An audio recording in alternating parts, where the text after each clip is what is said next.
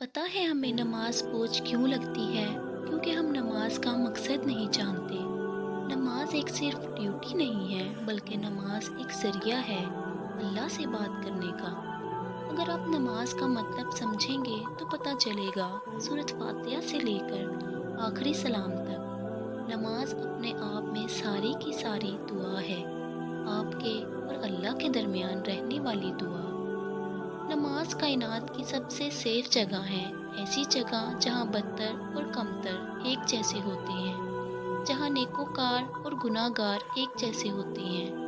تو اگلی دفعہ جب آپ جائے نماز پہ کھڑے ہوں تو یہ سوچ کر کھڑے نہیں ہونا کہ ہم اللہ سے بات کرنے آئے ہیں، بلکہ یہ سوچنا کہ وہ ہمیں سننے کے لیے آیا ہے، وہ ہم سے بات کرنے کے لیے آیا ہے۔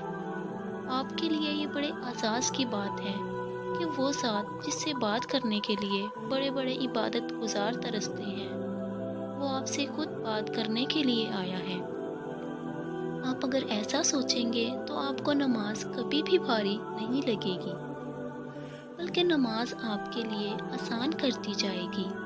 بس ایک دفعہ کوشش کرنی پڑتی ہے پاؤں کو چاہے نماز پہ کھڑا کرنے کی، پھر اگلی دفعہ آپ کو آپ کا دل چاہے نماز پر لا کھڑا کرتا ہے۔ لیکن ہم چاہے نماز پر کھڑے ہو کر کبھی یہ نہیں سوچتے کہ یہ وہی جگہ ہے جہاں رسول صلی اللہ علیہ وآلہ وسلم ہر مشکل گھڑی میں آیا کرتے تھے اور صرف اللہ سے دعا مانگا کرتے تھے۔ وہ صرف اس جگہ پہ کھڑے ہونے سے اللہ نے ان کی کیسے کیسے وسیلوں سے مدد کی تھی، یہ تو ہم بھول ہی جاتے ہیں۔ دعائیں نماز سے علیحدہ نہیں ہوتی۔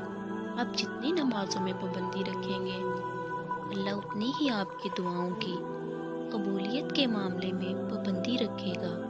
ذرا سوچیں، اگر اللہ ہمیں انسانوں کے رحم و کرم پر چھوڑ دیتا اور ہمارے پاس نماز جیسی پناہ گاہ نہ ہوتی تو ہمارا کیا حال ہوتا؟ اگر ہمارے پاس رونے اور مدد مانگنے کے لیے سجدہ نہ ہوتا تو ہماری روح کیسے سکون پاتی؟